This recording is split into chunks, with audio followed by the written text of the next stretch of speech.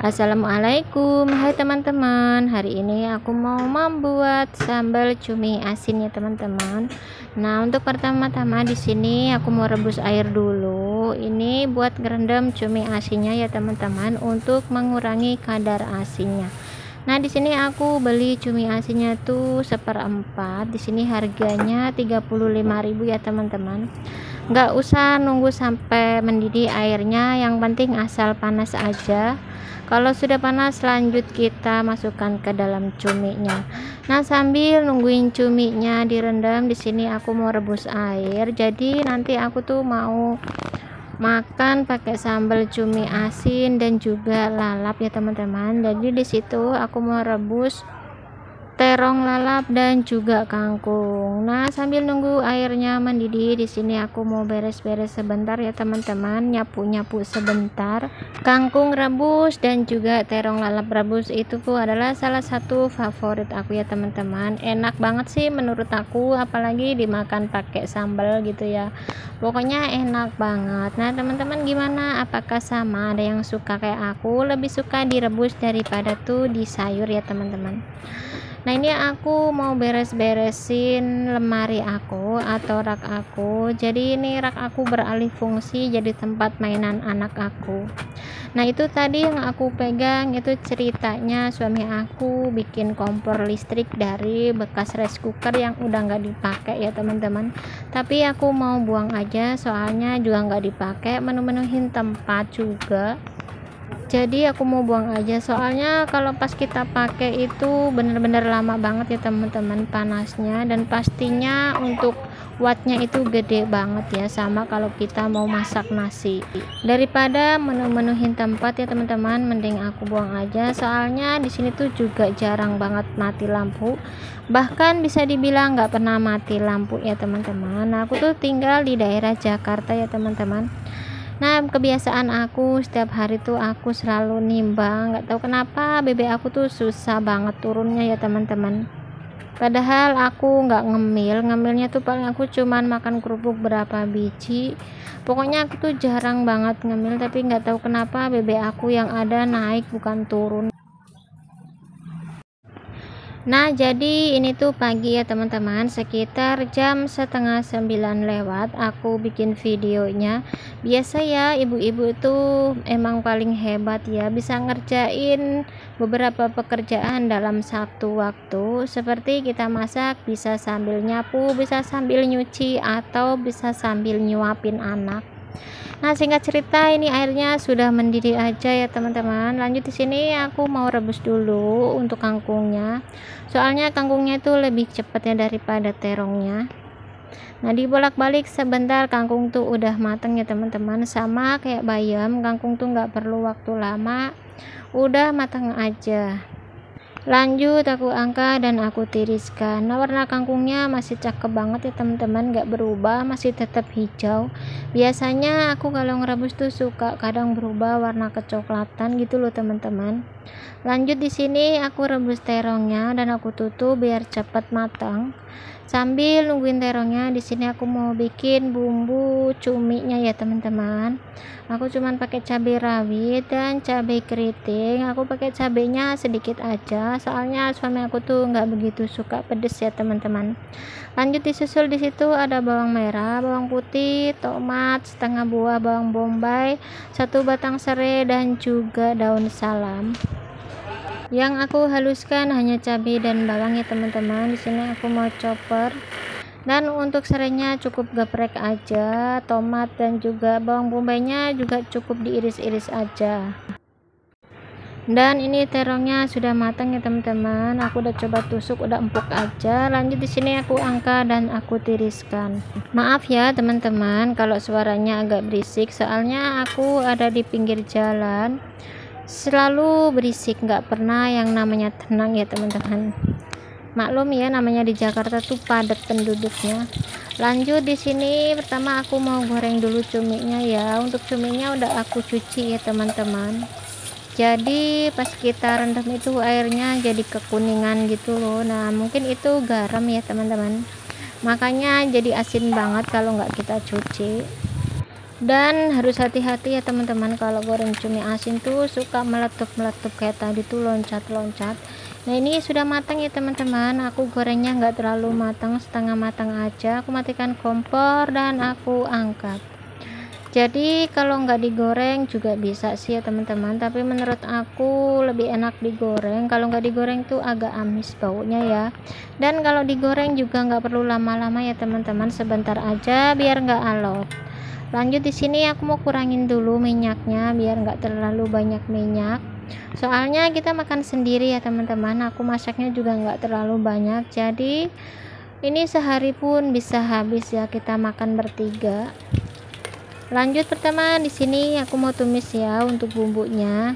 Kemudian bumbunya ditumis-tumis ya teman-teman sampai harum atau sampai matang. Tidak lupa di sini aku masukkan juga bumbu lainnya, bawang bombay, serai, dan juga daun salam. Nah kalau ada teman-teman daun jeruk juga bisa ya, karena aku nggak ada daun jeruk, aku pakai daun salam aja. Biasanya daun jeruk itu lebih wangi ya teman-teman daripada daun salam kalau kita bikin sambal kayak gini. Terakhir masukkan tomatnya ya, aku tapi lupa tadi nggak aku nyalain kameranya, soalnya kita masakan lama ya teman-teman, durasinya pasti lama. Jadi biar nggak lama tuh aku suka matiin HP-nya, nah nanti aku nyalain lagi. Dan ternyata aku lupa belum dinyalain dan tomatnya udah aku masukin teman-teman.